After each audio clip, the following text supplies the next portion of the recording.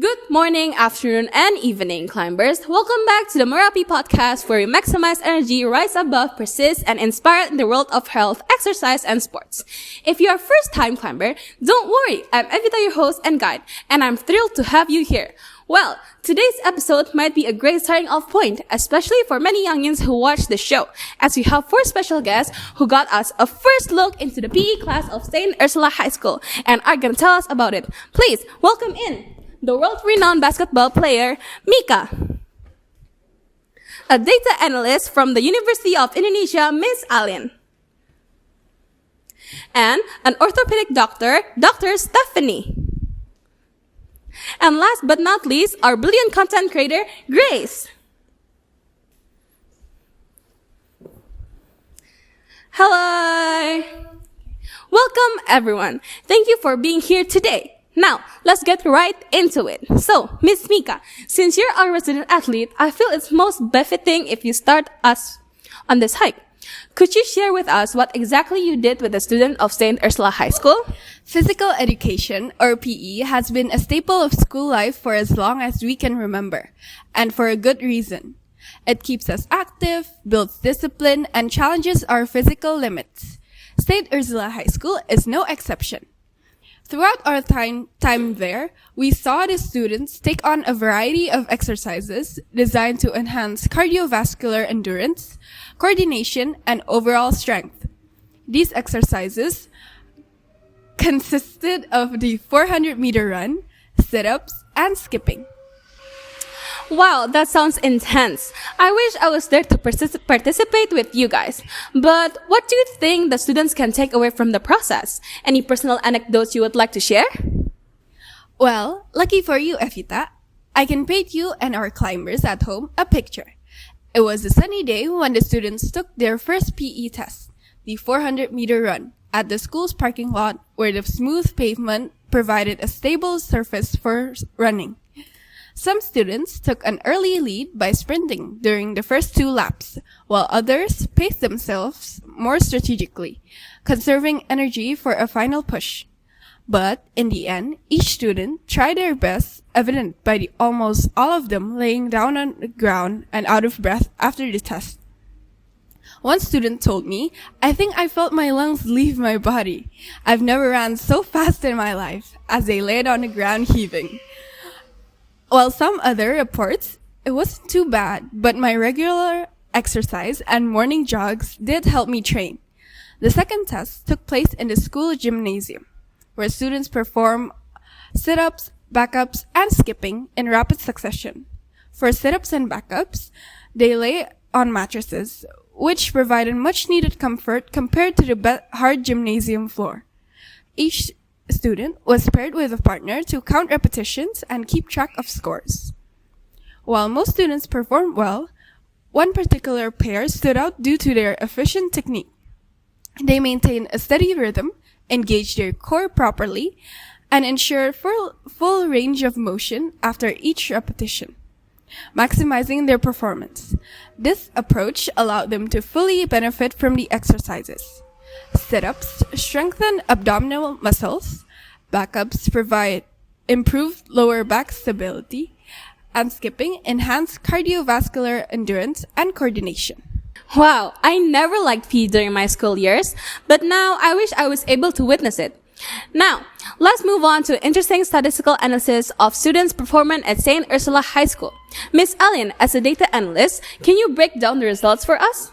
Absolutely. We got the data from a PE teacher, and we analyzed the data of 36 students, ranging from 62 to 100 with a total range of 34.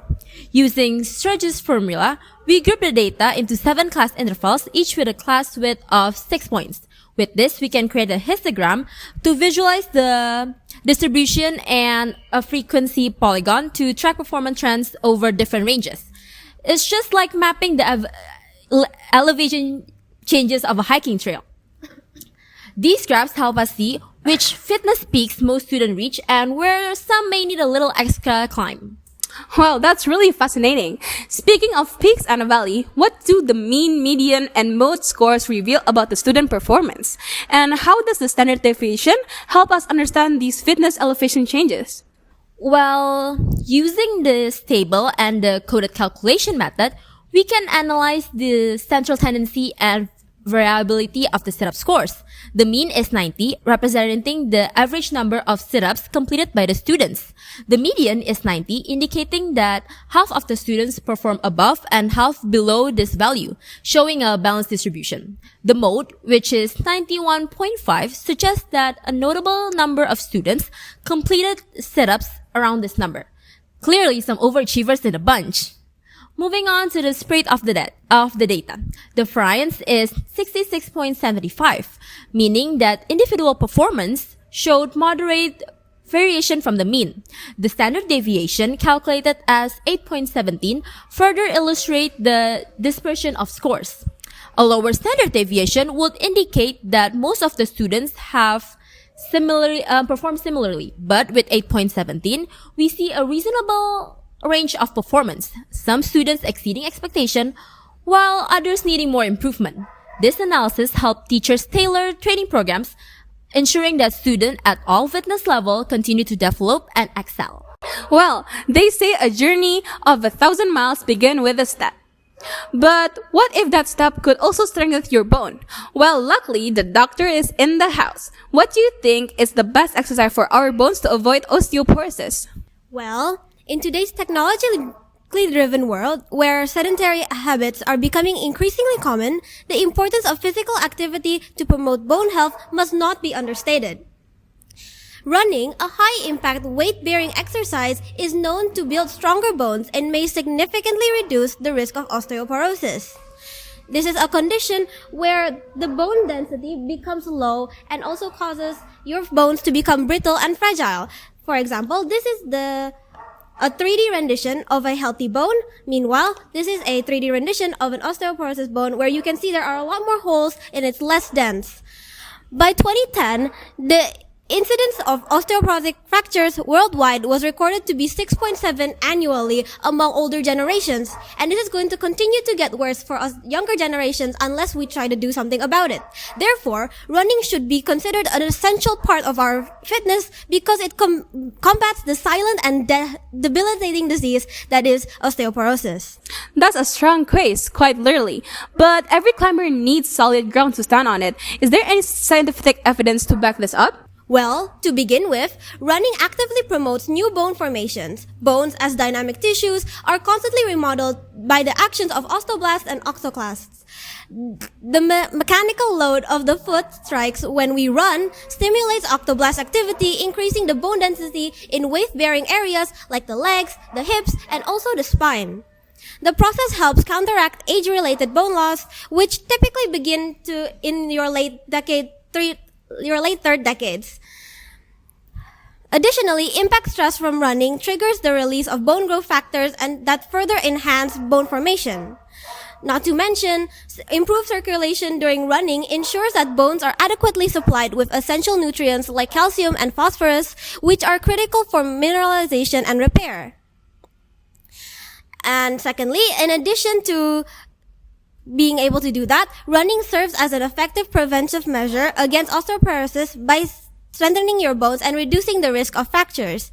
Bone mineral density, or BMD, is a key indicator of bone strength, significantly improves with consistent running. Studies using DXA scans show that individuals with higher BMD are less likely to experience fractures. For example, those who incorporate regular running into their exercise routines can maintain a healthier BMD levels and potentially reduce their fracture risk by up to 50%.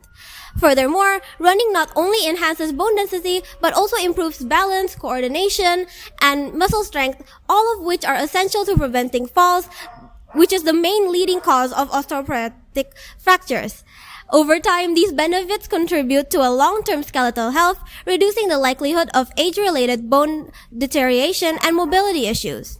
Well, in conclusion, osteoporosis, often called the silent disease, poses a major threat to bone health, especially with age. However, regular running can strengthen bones, improve bone density, and reduce fracture risk due to its dynamic impact on skeletal health. Do not let modern convenience overshadow the importance of physical ability. Please start running today and safeguard your bones and prevent osteoporosis.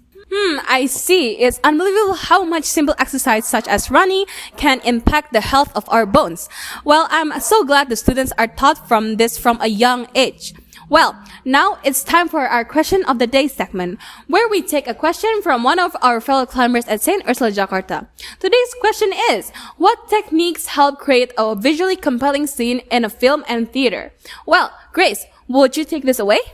Certainly, we have focused on implementing the mise en scene arrangement. The mise en scene arrangement refers to the arrangement of everything that appears in one frame, which contribute to the overall atmosphere, mood, and narrative of the scene. We focused on 5 main elements, being design, acting and blocking, recording, lighting, and costume design. Could you elaborate on those 5 points? Sure thing. First, set design, where we focused on developing the concept and design of this podcast. Having a very sporty and energetic topic, we pictured it as a rewarding and challenging journey for climbers to reach a certain goal, which is to set on the high top of a mountain. Therefore, we chose Merapi as the title of our podcast. From it being chosen by words, maximize energy, rise above, persist, and inspire.